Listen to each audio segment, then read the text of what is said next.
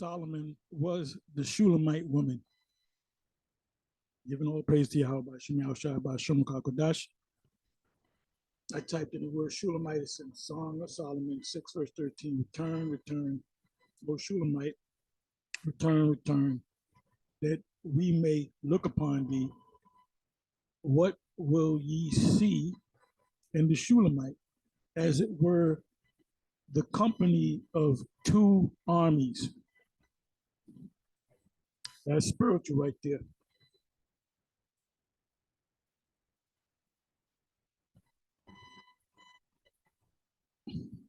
So the Shulamite woman, as these Christians say, that is talking about a woman. So I would say this is Solomon talking, with saying, "Come back, O Shulamite woman! Come back, O Shulamite woman!" And what ye see in the Shulamite, as it were the company of two armies. So this woman's gonna come back with two armies. It's obvious the Song of Solomon is poetic and prophetic. Let's do this. I'm gonna take the word Shulamite.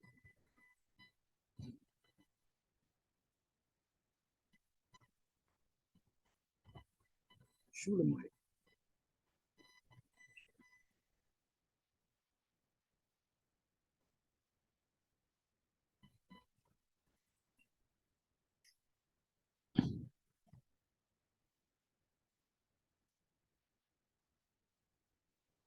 It's from the word shalom, which means peace. Peace. Solomon is shalomah, which is peaceful. Shulamite, the perfect or the peaceful. Solomon was considered a perfect man and or a peaceful man. This is why the men of David wanted Adonijah to be the king, because he was a warrior like his father. Solomon was not like a warrior type. He was more like a philosopher, so you can understand. The heroine lover of the Song of Solomon, Song of Songs of Solomon. Now listen to this. Shulamas, peaceful, with the article always prefix, making it a pet name. So it's a nickname. The Shulam myth, and check this out, an epithet of Solomon's queen, Shulamite.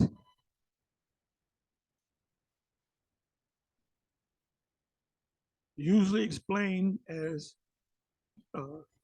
adjective of people feminine, Shulamite, with articles as noun, Hashaya, heroine of songs, Songs 7 and 1, twice in verse. Shulamite from, what is this? Shawanum, as Greek, compared Nabatean, proper name, feminine form of saying, peace. Shawa la lam yath, the maiden who is celebrated in the Song of Solomon, Cantor 7 and 1,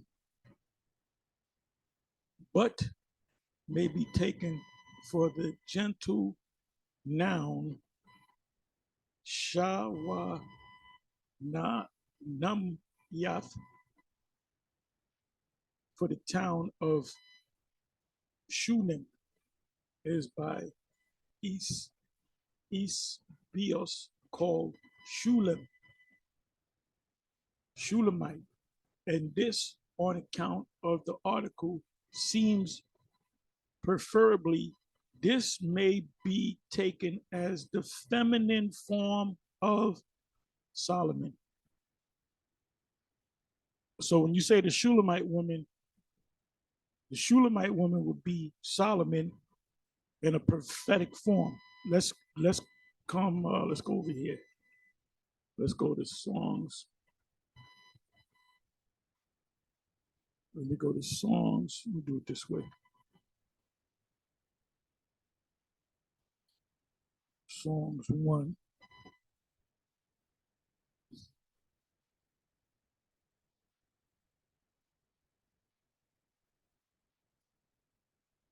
See, this is all poetic. You know, and you know that this is poetic. Like when you go to what is that? I believe this 8th chapter, could be the 5th. You know what I'm gonna do? Let me do this. Let me do this, and I'll come back to 1. Spiced wine.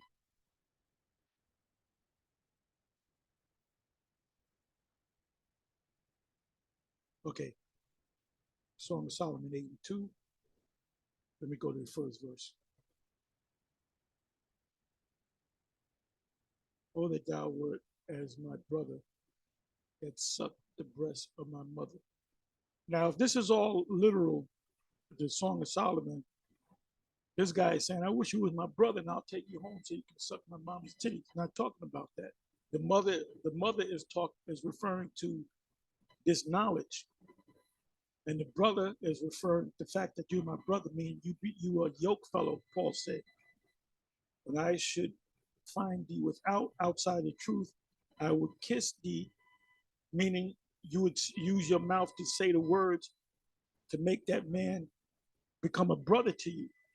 Yea, I should not be despised. When we tell you the truth, you should just accept the truth.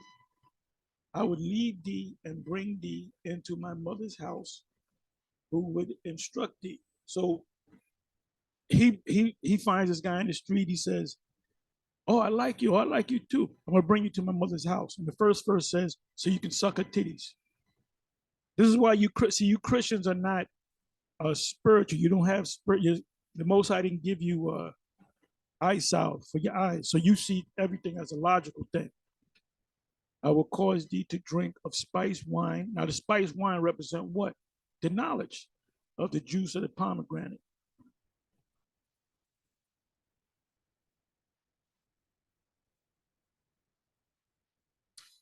I'm going to jump down to the 4th verse. I charge you, O daughters of Jerusalem, which is us, that ye stir not up nor awake my love until he please. In other words, you don't go out and get physical with nobody.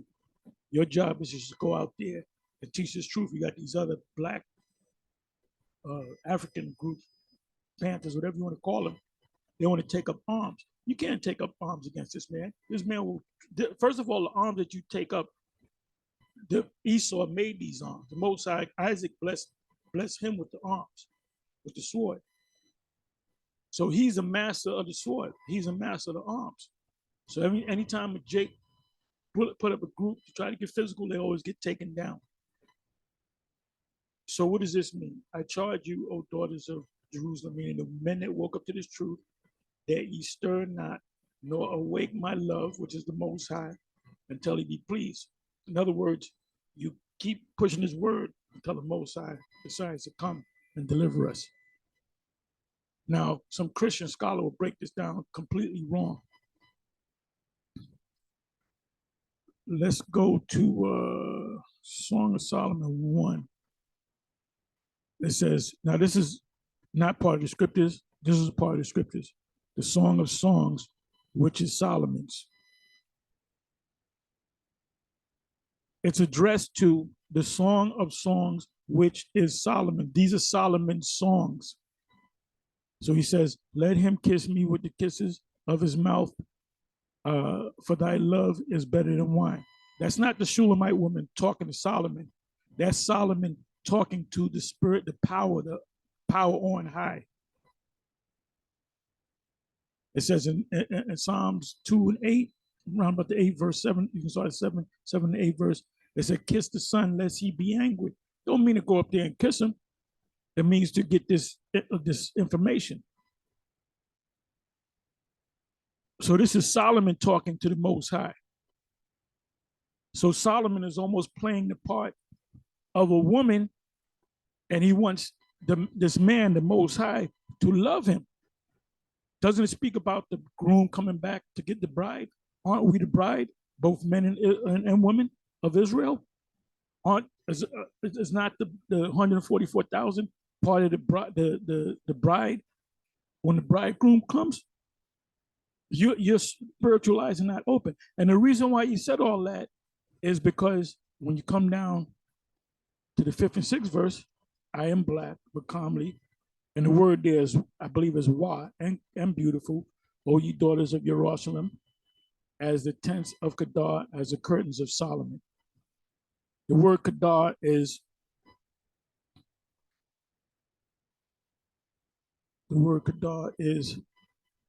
Quadar,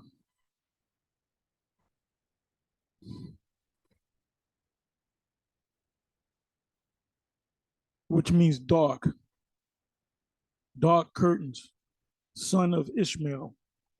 Kedar was one of the sons of 12 sons of Ishmael, so he was probably darker than all his other brothers, the descendant of Quadar. And let me go to the root of the word Quadar. Let me just check something.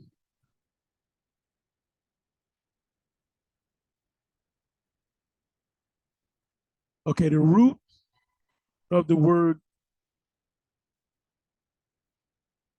Quadar is Quadar. This is 869:38. This is 869:37. Quadar meaning dark.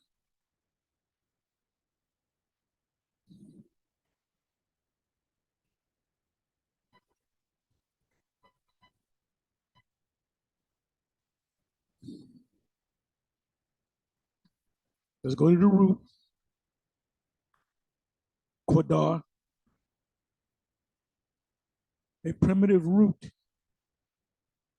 So Quadar stemmed from the word Quadar, to mourn, be dark, to be dark, to grow dark. Now it does mean mourn, as a emotion, you're mourning. This has been my darkest day, but it also means dark as in the color dark. Dark green, dark yellow, dark orange, dark brown. The curtains of Solomon had to be dark brown. So it's talking about color. So let's come down here. Jeremiah 14:2. Yahweh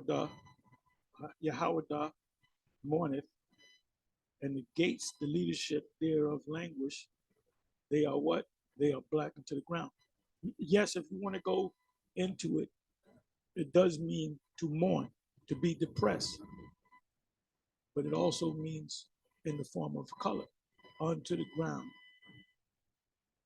And the cry of Jerusalem is going up. Like I said, if you want to get technical, you can say, yes, it means to mourn. But when you come back to this scripture here, in where did I go? When you go to Song of Solomon,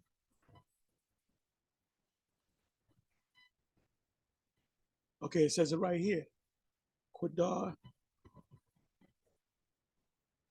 bear me for a minute.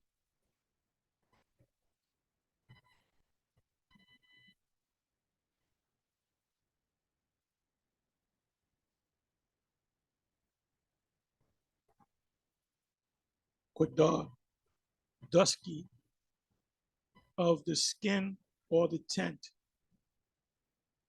Quadar, a son of Ishmael.